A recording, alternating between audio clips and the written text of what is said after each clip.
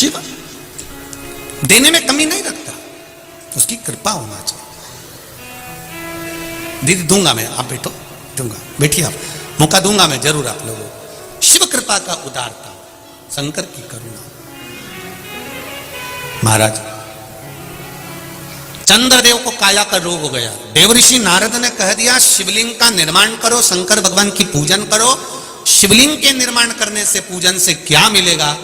ये तो कई लोग अपशब्द कहते हैं कि गुरुजी तो शिवरात्रि पर शंकर जी का अभिषेक कराते हैं और शाम को कराते हैं, रात्रि को कराते हैं। अरे भैया, शिवरात्रि का मतलब है शिवरात्रि, रात भर शिव जी की आराधना कर सकते हो। और केवल महाशिवरात्रि से मतलब नहीं है, 12 महीने शिवरात्रि आती है, 12 महीने रात भर शंकर की आराधना कर सकते हो। मेरे शिव जी की पूजन के लिए कोई समय मेरे शंकर के लिए नहीं बताया गया कि तुम सुबह पूजन करना, कि दोपहर में करना, कि शाम को करना। शंकर जगत के पिता हैं और पिता के कमरे में जाने के लिए बेटे को संकोच नहीं करना चाहिए। जब मर्जी पड़े तब चलो। तुम्हारा मन करे जब भगवान भोलेनाथ के पास जाओ, तुम्हारा मन करे तब शिव के पास जाओ। जैसे रायसेन से आए हुए बेटे ने लिखा कि हम जैसे नवयुवक बच्चों में भगवान के प्रति विश्वास जागृत हुआ है शिव महापुराण के माध्यम से। और मेरे नवयुवक बेटा बेटियों से निवेदन है, संकोच मत करना। जैसे बेटे ने कथा सुनी, कथा सुनने के बाद दूसरे दिन से नियम बना लिया कि मेरा सब कुछ हो गया पर ज्वाइनिंग लेटर ही नहीं आ रहा, तो उसने भी तो हिम्मत कर कर शंकर के मंदिर में जाना चालू करा। लोगों ने ताने भी दिया होंगे, पढ़ा लिखा लड़का है, बताओ महाराज के कहने पे चल दिया। वो सियोर वाला महाराज ने तो लोगों को पागल करके रख रखा है, सबको मंदिर भेज देता है।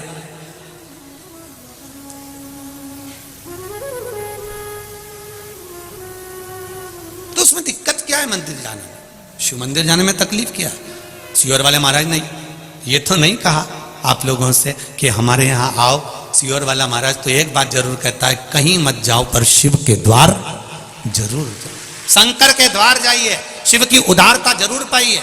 आज आप लाखों की संख्या में आए हुए हो, तीसरा दिन है कथा का, बाउंड्री के बाहर लोग खड़े हुए हैं, जहां देखो वहां, जहां मौका मिल रहा है वहां पर बैठकर कथा सुन रहे हो। ये आपकी दृढ़ विश्वास, दृढ़ता, भरोसा ही तो है जो आपको यहां तक लेकर आया है। जब आप इतने विश्वास से यहां पर आए हो तो उस विश्वास का फल मेरा भी तो विश्वनाथ देगा ही देगा, खाली तो नहीं छोड़ेगा।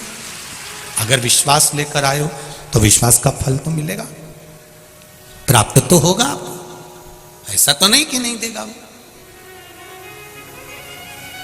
कृपा की न होती जो आदत तुम्हारी तो सूनी रहती अदालत तुम्हारी।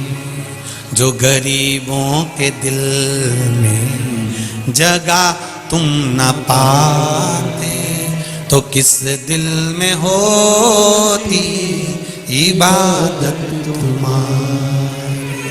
आज अगर शिव की कृपा हुई है तो आपका विश्वास भी तो जागा है, भरोसा भी तो जागा है। दृढ़ता रखकर सुनिए। चंद्रदेव को काया का रोग हो गया, शिवलिंग का निर्माण करा, देवऋषि नारद के कहने पर करा। कम से कम शंकर भगवान की भक्ति तो करी, स्मरण तो करा, नाम जाप तो करा। और जब मंत्र जाप में डूब गए, जब मंत्र स्मरण में डूब गए, मंत्र जाप में डूब गए, नाम जाप में डूब गए, तब भक्ति का बल तो बढ़ा, भक्ति का बल तो बढ़ा है ना महाराज।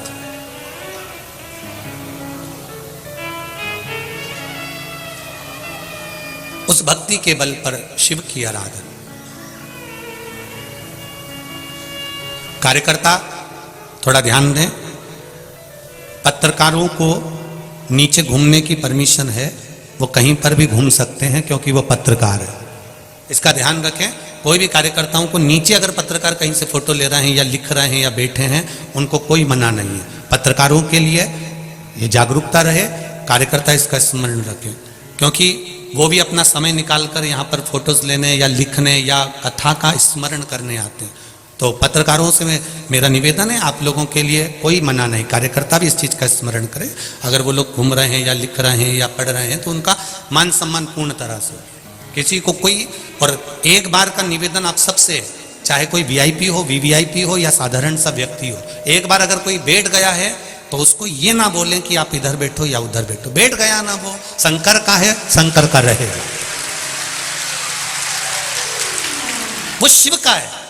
उसको नहीं मालूम कि आपका वीआईपीपन क्या है, पर वो शंकर का है। इसलिए आपने देखा होगा राम जी की शादी में सारे देवता है, शंकर जी की शादी में पहली पत्रिका ही भूत चुड़ैल को गई थी। तो यहां तो जो आया है वो शंकर का है। और शिव जी की शादी में सबसे आगे देवी देवताओं आगे थे, पर पीछे तो मेरे महादेव के भक्त थे अड़भंग, उनको कोई मतलब नहीं, उनको तो केवल शिव से मतलब, अड़भंग था।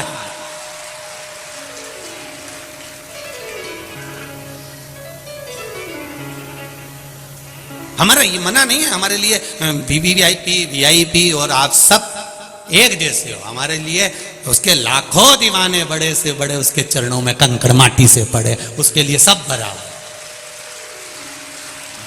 गुलाब जामुन खाओगे तो भी पेट में जाएगी, रबड़ी खाओगे तो भी पेट में जाएगी। हो सकता है तुम्हारे पास में अलग डिपार्टमेंट हो, तुम भेज दो तो वो अलग बात है, पर मेरे महादेव के पास में तो एक ही डिपार्टमेंट है। जो शिव की कथा में आ गया, भगवान ने कह दिया वो भले कुछ भी है उसकी झोली में भर कर भेजूंगा। वो गरीब है अमीर है जो है उसकी झोली मुझे भर।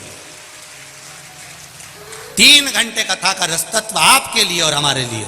केवल आप कथा सुनते ऐसा नहीं है, हम भी कथा सुनते हैं, बाँचने के साथ में हम भी उस पर स्मरण करते हैं। भक्ति का बल बढ़ाइए, उसका रसतत्व बढ़ाइए।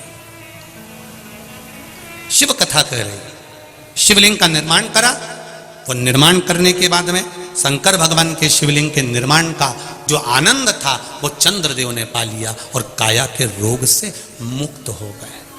काया के रोग से मुक्त। एक बात और आपसे कहेंगे, उतारिएगा।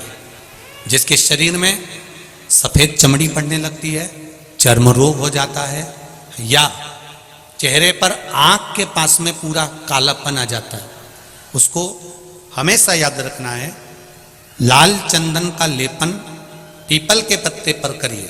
काय पर करना है? पीपल के पत्ते पर लाल चंदन का लेपन करिए। लेपन कर कर सोमवार की अष्टमी के दिन उसको लेपन कर कर वापिस निकाल कर शंकर भगवान पर उसका धीरे धीरे त्रिपुंड बनाकर लेपन करना प्रारंभ करिए। जब आप त्रिपुंड बनाकर लेपन करना प्रारंभ करें, उसके बाद उस चंदन को जो सोमवार की अष्टमी है तब निकाल कर लिया है और निकाल कर लाकर उसको डब्बी में रख लें। उस चंदन का प्रयोग चर्म रोग के स्थान पर थोड़ी थोड़ी मात्रा में करना प्रारंभ करें, पानी के साथ मिलाकर। परंतु उस चंदन को केवल 6 से 7 दिन में प्रयोग करिएगा, ज़्यादा नहीं। धीरे धीरे चमड़ी, परंतु उसको सोमवार के अष्टमी के दिन सिद्ध कर कर बनाना है। उसको सोमवार के अष्टमी के दिन चढ़ाना है श्री शिवाय नमस्तुभ्यम या ओम नमः शिवाय या पंचाक्षर मंत्र या महामृत्युंजय मंत्र, जो आपको आता हो, शिव जी का जो नाम आपको याद हो उसको बोलकर चढ़ा दो। उसको लिया, फिर उसको अपने शरीर पर लगाना प्रारंभ करो। उसका फल आपको 15 दिन के अंदर धीरे धीरे धीरे धीरे प्राप्त होना प्रारंभ हो। लाल चंदन का प्रयोग शिव जी के लिए अवश्य। दूसरा, जब विषम परिस्थिति आ जाए, ऐसा लग रहा है कि आपने पशुपति व्रत कर लिया, सोमवार की अष्टमी का प्रयोग कर लिया, मैंने शंकर जी की आराधना कर ली, तो भी विषम परिस्थिति चल रही है, अभी तक कोई सुधार आने को तैयार नहीं है, तब शंकर जी के मंदिर में जब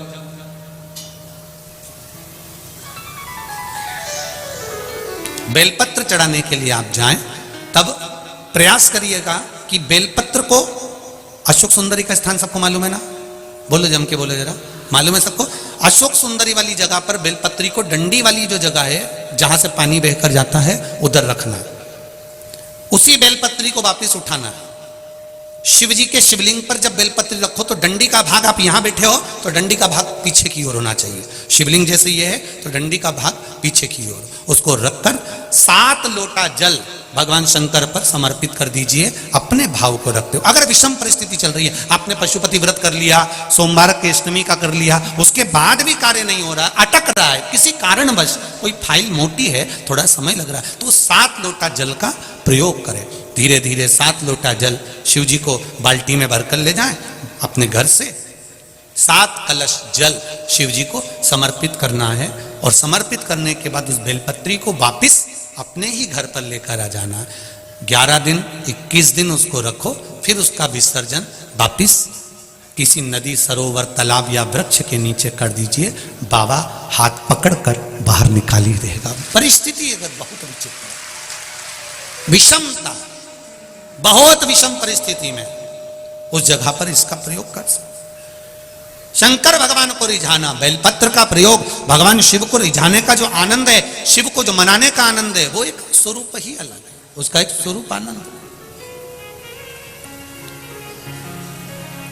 शंभु शरणे पड़ी मांगू घड़ी रे घड़ी, दुख काटो दया करी निदर्शन।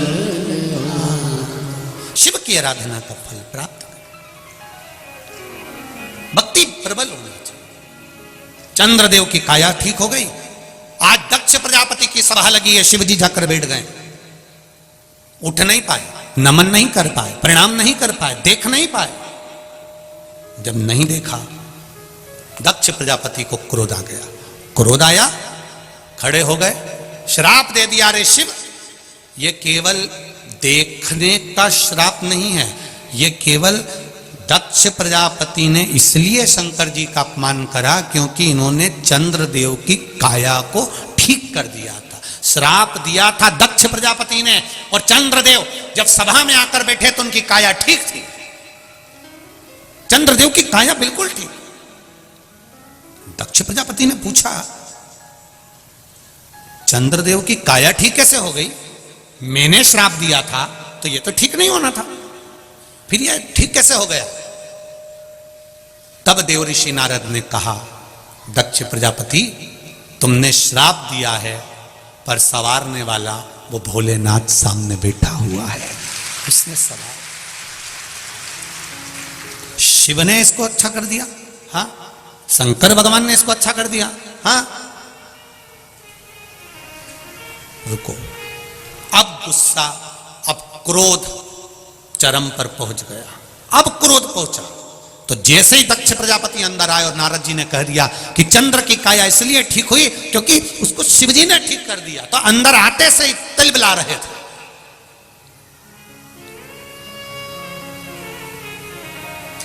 एक बहुत अच्छी बात ध्यान में रखिएगा जरा, कानपुर वालों, एक बात का स्मरण अपने पास में रखिएगा, कभी भी कच्चे कान के मत रहना।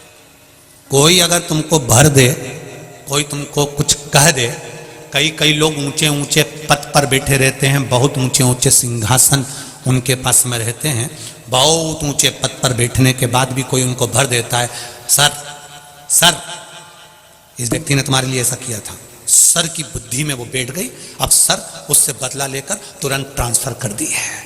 उससे तुम मिले हो, उसको तुमने जाना है, उसको तुमने समझा है, उससे एक बार दिल से बात तो करो, समझ में आएगा। वो ऐसा नहीं है, समझ में आएगा। किसी के लिए अपशब्द कहने से पहले, किसी को ताना देने से पहले, किसी को गाली देने से पहले, किसी को आड़ा टेढ़ा बोलने से पहले, किसी पर उंगली उठाने से पहले, किसी पर आक्षेप लगाने से पहले एक बार उससे जाकर पर्सनल मिलिए। एक बार जाकर पर्सनल मिलो और अपने पूरे परिवार के साथ मिलो कि व्यक्ति ठीक है कि बुरा है, साथ जाइए।